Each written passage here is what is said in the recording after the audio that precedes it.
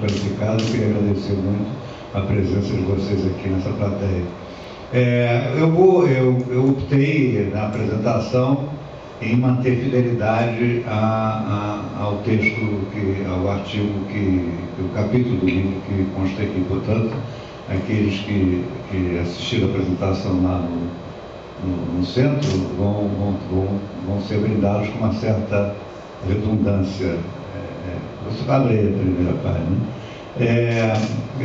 O convite que a Amélia fez, a Rosa e a Amélia fizeram, foi para a gente tratar um pouco, dentro da perspectiva do Centro Celso Furtado, as relações entre o desenvolvimento, a saúde, a cidadania, e coube a mim, como médico sanitarista e gestor do sistema de saúde, explorar um pouco o que eu chamei, identificar um pouco os dilemas que eu vejo como desafiadores para essas três questões colocadas aí da saúde para o desenvolvimento da cidadania, dando o olhar da saúde pública, né, da saúde coletiva. Né.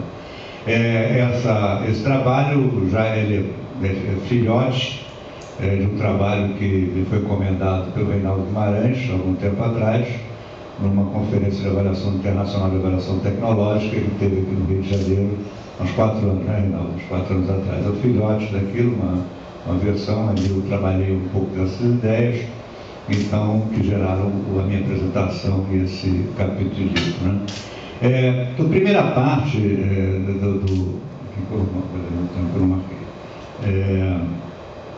a primeira parte do texto, eu trabalho um pouco, eu começo a entrar no tema através de uma reflexão do Amartya Sen, no livro dele, A Ideia de Justiça, que eu queria olhar essas questões com algum ponto de partida. E nesse livro, A Ideia da Justiça, em que o Amartya Sen polemiza com Rawls, que é quem caminhou durante muito tempo da sua vida intelectual, ele faz uma distinção entre, ele vai à jurisprudência, a ciência jurídica antiga, indiana, Amartya Sen, que vocês sabem, indiano, e visita, lembra, ou traz ao conhecimento de nós ocidentais, que na jurisprudência indiana tinha dois conceitos que eles chamavam de Niti e Naya. Niti é a justiça rawlsiana, quer dizer, a justiça enquanto ideia, enquanto princípio, a justiça desejada, quer dizer, o conceito do que é justo, né? Como é que você trabalha. Esse conceito ele, claro, que explora com capacidades que eu não disponho, mas que ele atribui muito esse trabalho intelectual ao John Rawls. E ele chama de Naya, e as Niti e Naya são as traduções do antigo para justiça. Justiça traduz com duas palavras, uma é Niti e outra é Naya. Naya é a justiça tal como praticada, como vivida pelos homens, como ela ocorre na história. Então ele faz essa distinção e então ele diz que um dos parâmetros da justiça, uma das ideias centrais da justiça, é que também no conceito da jurisprudência antiga indiana, é evitar a matsa nyaya, que ele chama a justiça do peixe grande. A justiça do peixe grande significa que ao peixe grande é dado, justo, que ele coma os peixes pequenos para sobreviver. É uma regra da natureza, porque se não comer os peixes pequenos, ele não existe. Então, mas que os humanos, na sua constituição da vida e sociedade, têm que desenvolver a matsa nyaya, quer dizer, que é evitar a profilaxia da justiça do peixe grande. Então, então essa inspiração, os mais estruturalistas ficam um pouco incomodados, mas faz parte do jogo, eu acho que é uma inspiração, uma situação que eu acho que baseia um pouco a preocupação num mundo tão iníquo, com iniquidades crescentes e num país que, às duras penas, tenta vencer as barreiras da sua iniquidade. Próximo. Então, esse dilema. O primeiro dilema, portanto, já com essa reflexão, pelo menos esse pano de fundo da Massa Nyaya, de evitar a justiça do peixe grande, é que nós temos as mudanças, profundas mudanças demográficas no mundo. Quer dizer, isso é um quadro desenvolvido pelas Nações Unidas, mostrando o crescimento da população mundial com mais de 65 anos, num horizonte de até 1950. Vocês vão ver que a linha, as regiões menos desenvolvidas do mundo, e o mundo, de uma maneira geral, crescem de uma maneira exponencial, né? Enquanto os países mais desenvolvidos crescem de maneira linear. Porque esse envelhecimento populacional tem se dado de maneira acelerada nos países com menor nível de desenvolvimento, o que faz com que, ao longo do tempo, a predominação dos países, que é a linha menos desenvolvida, a linha verde, quer dizer, assuma realmente uma grande predominância na população mundial, não é? Então, nós temos vamos ter nos próximos anos, nos próximos 30, 40 anos, um crescimento realmente bastante intenso da população de mais idosos e crescendo, sobretudo, em populações menos desenvolvidas, né? Salta dois e depois eu volto, salta outro. Esse quadro é um quadro um pouco também que é observado no Brasil, esse envelhecimento populacional. Essas são as pirâmides de 2010, as projeções para 2020 e 2030, e em 2020, quer dizer, vocês veem que já de 2010 para 2010 você já vê um estreitamento da base da pirâmide demográfica, com a redução da população de menor idade, da população infantil, e começando a desaparecer o formato de pirâmide, já não é mais um pirâmide populacional. Em 2020 cada vez menos, em 2030 já quase um losango populacional, que é o resultado também de um perfil demográfico extremamente importante. Volta para o anterior agora. Esse envelhecimento populacional ele coloca, tem duas observações. Primeiro, que a população envelhece, mas a morte continua sendo um evento natural da vida humana. Nós, os seres humanos, não são eternos. Tem um dia que nós todos morreremos. E também, habitualmente, não costumamos morrer um passarinho sem cair da árvore. Normalmente não é assim que se morre. A gente morre de alguma coisa, né? E esse gráfico aí é extremamente importante, que é um grande desafio, que é um estudo do demógrafo francês chamado Jean-Marie Rubin, em que ele fez uma curva de duração da vida adulta. Esse de 1693 a 2004, de alguns artigos. Primeira tábua de vida que nós temos conhecimento foi elaborada por Raleigh, na cidade de Breslau. E vocês veem que a curvinha lá embaixo, aquela curvinha que mal dá para ver lá embaixo. Naquela época não havia as mortes ocorriam uniformemente em todas as idades.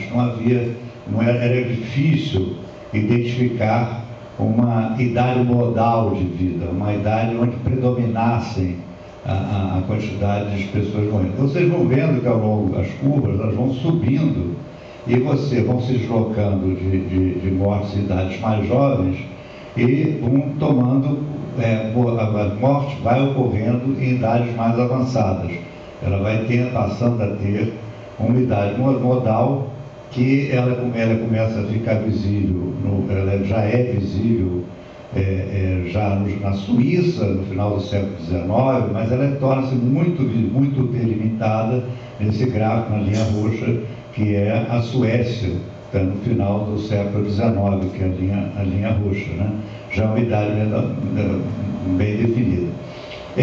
Havia a impressão, inclusive quando o capítulo do livro, que esses dados do Japão são posteriores, eu opine que, e alguns demógrafos trabalhavam isso, a ideia de que havia uma idade modal de vida que não seria ultrapassada, quer dizer, as pessoas iam morrendo cada vez mais tarde, mas chegava uma idade que elas morriam. Quer dizer, a longevidade da vida tem uma duração, e essa duração ela era definida a uma determinada idade. Mas o que está, esses gráficos que vocês estão vendo aí, é que não há um estreitamento, a variação, a horizontalidade, quer dizer, o espaço da curva.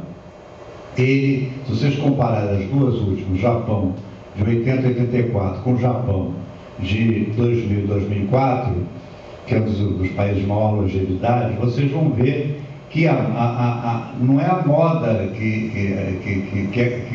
curva, não há uma concentração, uma mudança da concentração em torno da idade modal, e sim um deslocamento inteiro da curva para a direita, implicando que você começa a ter, quer dizer, as mortes começam a ocorrer mais tardiamente também, portanto, aumentando a população de centenários, aumentando a população de nonagenários, e essa é um fenômeno extremamente importante.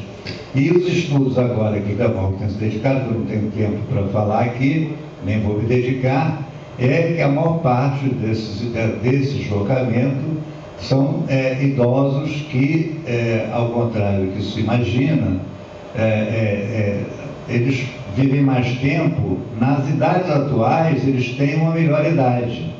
Quer dizer, um homem de bom nível social de 60 ou 70 anos, hoje, mais adiante, ele vai estar possuído, toda essa coorte vai migrar, possuído de morbidades extremamente significativas. Esse é um desafio gigantesco, porque você aumenta a quantidade de pessoas eu não estou entrando em considerações de natureza econômicas, mas a feita São João de Abraão, que é o impacto, quer dizer, do ponto de vista do somatório, né, quer dizer, do impacto disso, digamos, nos gastos só para vocês terem uma ideia, voltando aqui volta ao próximo, a população brasileira, em 2030, agora o IBGE soltou em agosto a tábua de vida atualizada com os dados do censo de 2010, nós teremos 13,9% da população com mais de 65 anos. Quer dizer, serão quase 38 milhões de brasileiros com mais de 65 anos. Então, o Brasil também está caminhando para esse caminho.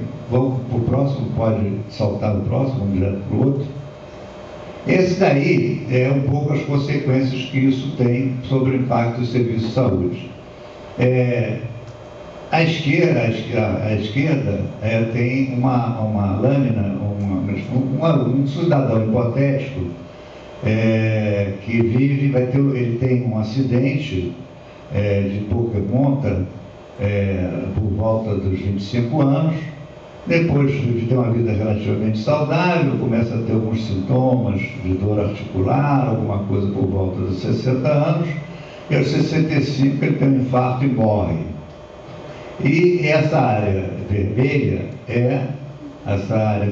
essa superfície, representa o consumo hipotético de serviço de saúde. Ele, quando é bebê, consome como todo bom bebê sadio, consome, o acidente foi ter precisou de gesso, precisou fazer fisioterapia, depois ele tem uma vida normal, depois ele tem umas dores articulares e tal, ele toma o médico, toma uns remédios, precisa do médico de família, de repente ele vai bater no pronto-socorro porque ele infartou vai consumir UTI, vai consumir ponte, você vai consumir respirador, vão botar estente, ele vai morrer, puf. Então, acabou aqui não. A curva da direita, vamos supor, esse mesmo cidadão, ele sobrevive ao infarto. Ele sobrevive ao infarto. Mas quando ele sobrevive, ele não consegue, ele sobrevive com algum grau de incapacidade. Então, ele continua consumindo serviços de saúde. E depois, o que acontece? Ele começa a envelhecer, começa a ter problemas de memória e tal, e por volta dos 80 anos, ele tem um câncer diagnosticado. Esse câncer é tratado, ele então vai lá para cima, o consumo de serviço de saúde, depois esse câncer tratado, ele tem uma recuperação, e lá aos 90 anos de idade ele tem um derrame. Puf.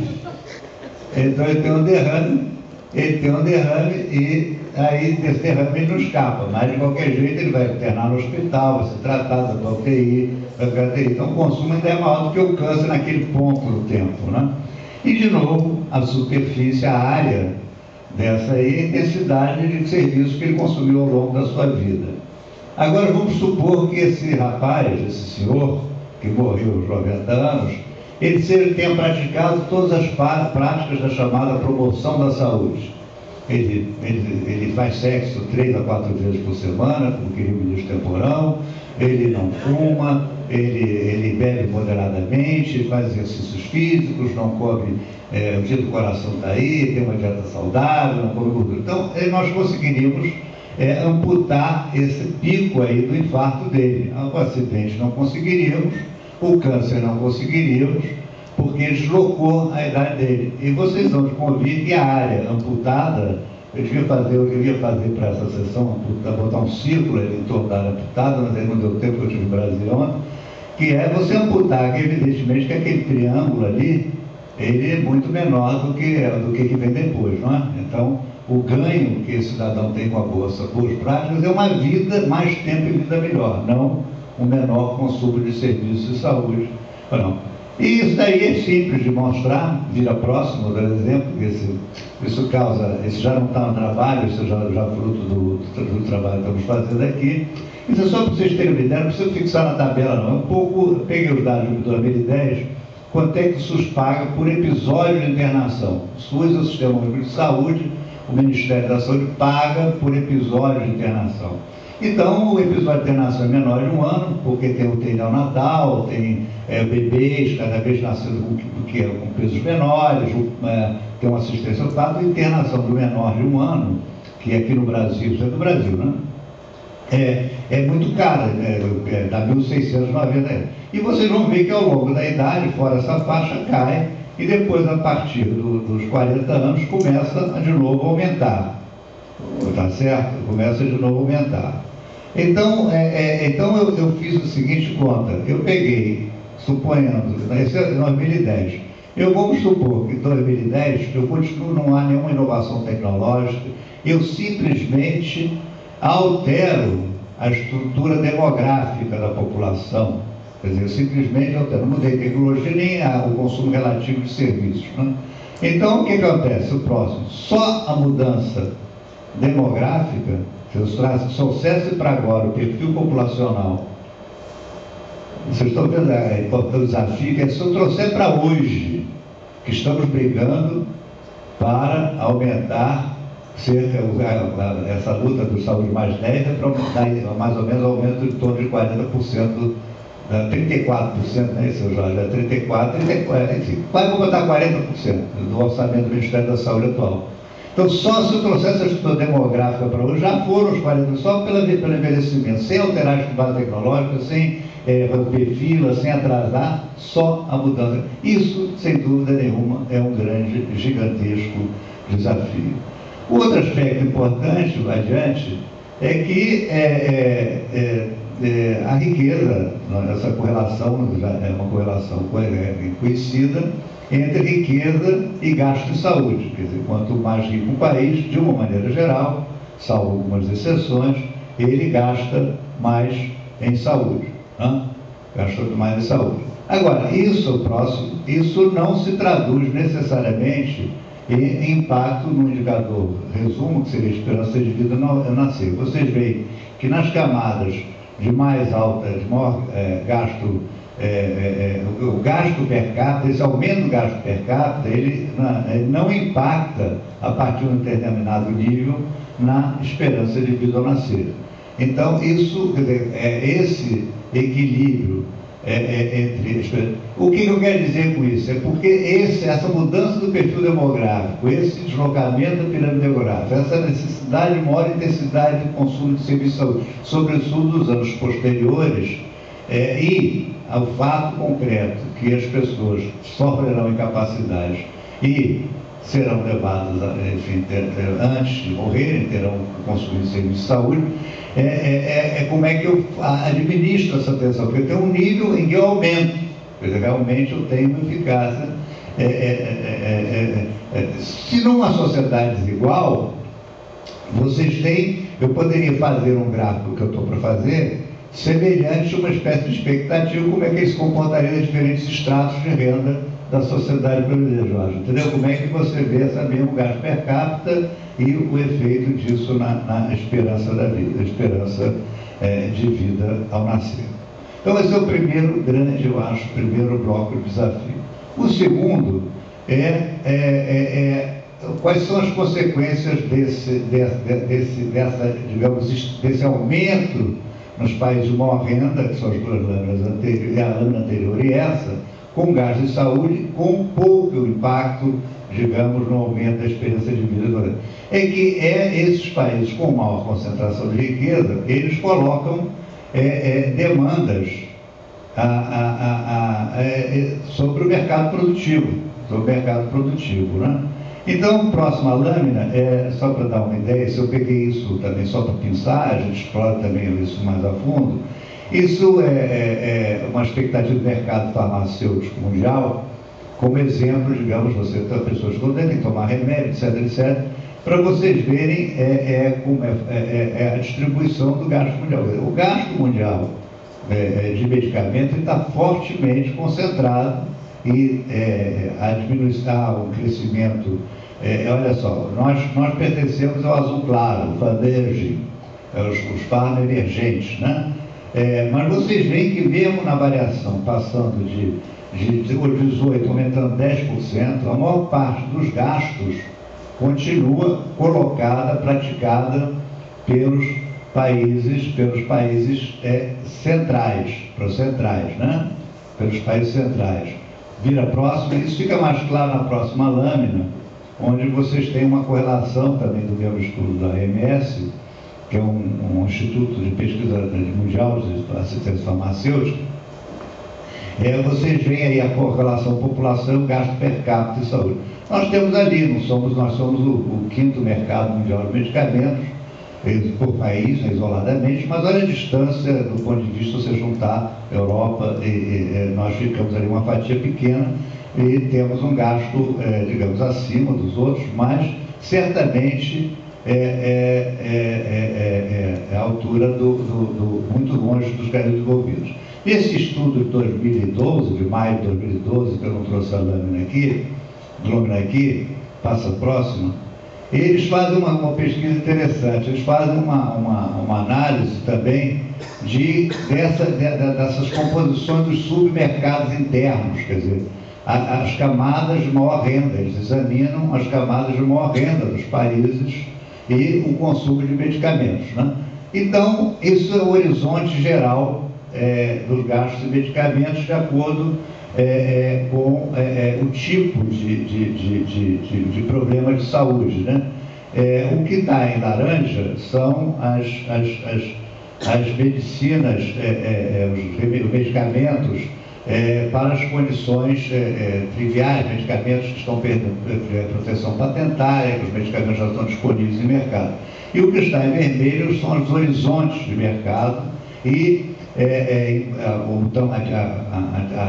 o diâmetro do círculo representa a carga, o consumo a expectativa de gasto. Então, vocês veem que todos eles estão indo para as doenças autoimunes, esclerose múltipla e antirretrovirais. São chamadas doenças de especialidade. São doenças de especialidade. Doenças especializadas cujo custo unitário do tratamento é elevadíssimo. é elevadíssimo. E, portanto, por isso que nesse estudo eles fazem qual é a camada e quais são os sistemas que são capazes de absorver esse custo, sobretudo o que eles chamam de prejuízos patentários, pela perda de direitos patentários de drogas que são já em uso. Isso é apenas um exemplo de que esses países centrais, que já envelheceram mais, mas que têm mais alta renda, e cujo, isso é uma nota de rodapé também, cuja recuperação, cuja capacidade de crescer ainda mais da mesma forma, é o que possibilitaria nos tirar da crise, né? Quer dizer, portanto, aumentar a iniquidade é um ingrediente essencial mundial para isso, né? Então vai provocar a abertura de que esse mercado ele se situa nos países desenvolvidos e nas capas de maior renda dos países emergentes, dos emerging countries. Então, porque são drogas extremamente caras. A mesma coisa, o próximo se opera no parque de medicamentos, já estou me aproximando do fim, no parque de equipamentos, vocês vão ver também que os Estados Unidos e a Europa dominam o mercado de equipamentos e formam a consciência do consumo de medicamentos nas formações dos médicos, na cabeça do médico, tecnologias cada vez mais caras e sofisticadas, e tecnologias que são aditivas, raramente são substitutivas, porque para cada uma substitutiva aparece uma nova aditiva, de novo concentrado nas regiões mais desenvolvidas. Quase chegando ao fim, essa tabela já é batida, mas sempre é bom, mostrando então os dados de 2009, quando nós temos os dados aqui do Brasil consolidados pelo IBGE, gasto de saúde, da forma gastos nacionais. O que chama a atenção é que nós já estamos no gasto, a proporção do PIB, da riqueza nacional apropriada, e aí o terceiro desafio, o terceiro bloco de desafios, a proporção, considerando os dois blocos anteriores. A proporção do PIB que nós já gastamos, da riqueza nacional, que vai para ações e serviços de saúde, e nós somos promocionistas, defendemos que todo mundo tem que promover saúde, etc. Quer dizer, a água, esgoto, saneamento, emprego, trabalho, controle ambiental, são fatores extremamente importantes para a boa saúde. Então, mas com ações e serviços de saúde, quer dizer, com aquilo que é atendimento médico sanitário ou com atitudes dirigidas aos indivíduos, nós gastamos 9% da riqueza nacional. Vocês veem que não estamos na variação aqui, tirando os Estados Unidos, que é um desviante alto, um outlier, nós estamos a Juro está ali na vizinhança da Itália, Nova Austrália, nós estamos ali num bloco da OCDE. E acho pouco provável que nós queiramos ultrapassar para atender para hospitais, medicamentos, equipamentos hospitalares, etc., chegar ao padrão de gastar 17% da receita da riqueza nacional para isso. Temos que construir estados, fazer escolas, etc. Então, mas o que tem anômalo no Brasil é o seguinte, que essa apropriação do PIB, o país, primeiro, dado que somos 200 milhões, não nos dá um gasto por saúde, poder de paridade de compra de apenas cerca de $1.000, enquanto os outros países, até mesmo o Chile já está em 1.210, mas os outros países desenvolvidos estão na faixa de $3.000 de poder de paridade de compra, né? Então, porque somos muitos, né? Só que esse muito é muito desigual. E nós temos uma coisa paradoxal, que o nosso perfil público-privado é pior do que os Estados Unidos.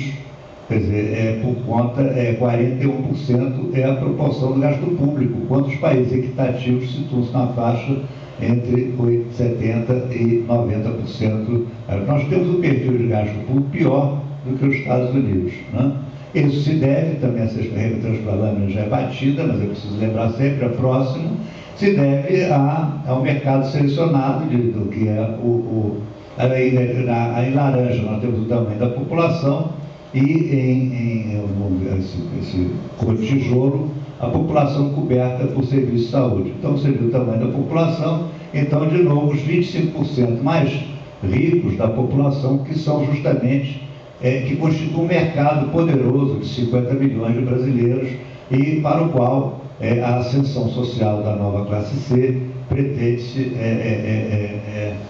ser incorporada como beneficiária digamos, de alguns esquemas. E para vocês terem uma ideia, a consequência disso, o próximo, é que eu peguei os dados de 2000, eu já tenho 2012, mas aí eu não tive tempo de fazer. Mas 2011, dá uma ideia boa, 2011 não está tão longe assim. Vocês têm aí o valor médio pago por episódio de internação em 2011, de novo para a gente ter uma ideia comparativa, né?